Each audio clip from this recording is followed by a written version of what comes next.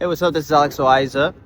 Wanted to make a quick video just to bring you guys in a little bit better picture of who I am, where I come from, where I'm going. So, my real name is Alexis Gomez. I'm 28 years of age, based out of Dallas, Texas, but I go by Alex Oiza for my music. I've been doing music for pretty much 10 years, I would say. Long, long time. Sometimes they're great times, sometimes they're fucking awful times. But it's been a great journey nonetheless. I've met a lot of beautiful people. I've learned so much, and currently, right now, I would say that I'm making the best music of my life, and that feels good to say out loud. Um, and I'm really stoked. I have a lot of projects that are coming up, and I'll open that up a little bit more about that. But born here in Dallas, Texas, and lived in Morelia, Michoacan, because that's where my parents are from. My part of my family is from Morelia, and I got to live over there. And that was the first place where I was really introduced to music, and I became a lover of music. I bought my first record, and what they call it tianguis, which is like a neighborhood kind of like market, like street market. And this is music that was pirated, so it's like an ugly ass CD with like offshoot like prints, like faded prints of the artwork. And it was a Rake album, their debut album, if you guys know Rake. And yeah, I fell in love with that thing. And there was so much great pop music that I was introduced to over there. But I was also introduced to a lot of 80s music because my parents are from that. They grew up in that era, right? So I listened to a lot of great rock and roll bands and pop artists from the 80s. And it's crazy because like all that stuff is kind of like becoming my sound. It's stuff that I grew up listening to as a kid, in both like the Spanish pop sense, the early 2000s Spanish pop sound with like 80s retro nostalgic sounds, Luis Miguel, Madonna, Michael Jackson, Prince, Caifanes, all that stuff. Some of the things that we're working with right now, but I never intended to be a musician. There's really no musicians in my family. I'm the first and only one, I would say, who was attempting to have a career in music. So never had any connections in the industry, never had anything in the industry. So the idea of becoming a musician was like pie in the sky. It was something that I honestly never even thought of. My parents are immigrants, and they had the idea for me to do something else, to rehearse in a, stable career, quote unquote stable. What is stable these days? Who the fuck knows. But yeah, I fell in love with music over time. I was involved, I did choir in elementary, I did orchestra in middle school, high school, and eventually I started learning guitar because I was forced to learn an instrument during summer in high school because I was obsessed with video games. But learned how to play guitar, made a band during high school, and we played talent shows. The band was called Revamp Project. That was really fun. Made a lot of cool friends that way. And had no direction and no inkling of being a musician, but I ended up falling into it because I tried out for this reality TV show called La Banda, and I was gonna go see my favorite band, The Maine, play live for the first time. It was gonna be my first show ever. It was The Maine and Mayday Parade on 2015 on their American Candy Tour, and the closest city that they were coming to was Houston. I was underage, so I begged my parents, "Hey, take me, please. I want to see The Maine." And we ended up going, but my mom ended up sending me up behind my back to this reality TV show. And she's like, "Hey, since we're already going and we're taking you, you're gonna do this, or else we're not going."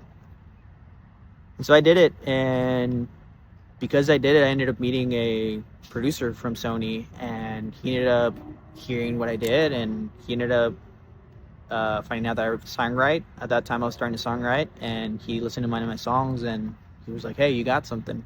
You should focus on this." And ever since then, I was just like, I think this is what I'm gonna do. And so it's been 10 years since then. I've been going at it, and I've grown so much. I've cried so much. I've hated myself so much. I've loved myself so much. And it's been a fucking grueling, amazing, beautiful journey. And I've met so many of you along the way, and I can't wait to meet more of you. I can't wait to learn more, not just music, but learn more about culture, music, people, the world, whatever. So I'm in it for the long haul. I think this is a journey that I just can't back away from. And frankly, I can't back away from it because there's so many things that have happened in my life that have affected me in so many different ways.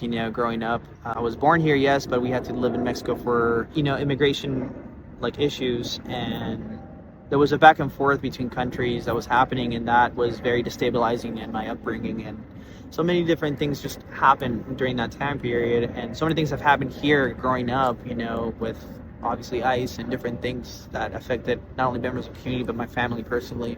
So a lot of my development has been not the most stable, and it's affected me psychologically in many different ways. And music has been my road towards understanding and processing all of it, and healing and getting to know more of who I truly am and what I can offer to the world. Sometimes I feel like this world doesn't want me here, especially as a person. Sometimes I feel like this country doesn't want me here. I've been open about that with people that are close in my circle. But I ain't going away, brother. I ain't going away. And I'm going to continue making music, and I'm going to continue making noise, and I don't give a fuck, bro. Because I have the opportunity to live, and I have an opportunity to fucking sing and to write and to explore emotions and to meet people. It's a fucking gift that I'm not giving up. And so, fuck all the haters. I'm going to continue doing music. And next year, I'm so excited. I'm so excited for next year because I will be dropping my debut album. I don't have many details about that yet, but debut album, lots of music. It's been in the making for around 2 years.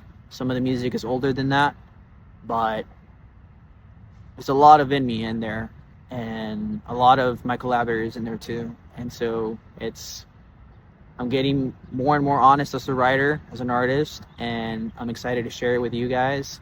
It's a lot of music that makes me really happy in times of cruelty and injustice. And some of it is sad, but most of it is happy because the world's shitty and I want to feel happy. So anyways, debut album next year. Lots of projects, lots of plans happening. That's kind of where we're headed, and I'm just excited to have you guys all on board. Thank you for listening to me and for getting to know more about me, and I hope to see you at a show nearby. December 20th, I'll be opening for Nico Play. This is Dallas, Texas.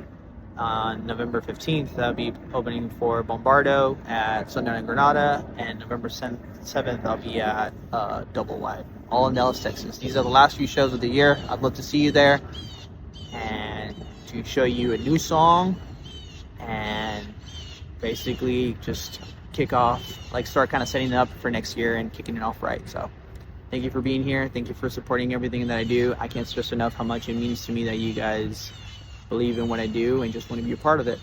And we're going to keep going until I can't anymore. Thank you. Bye.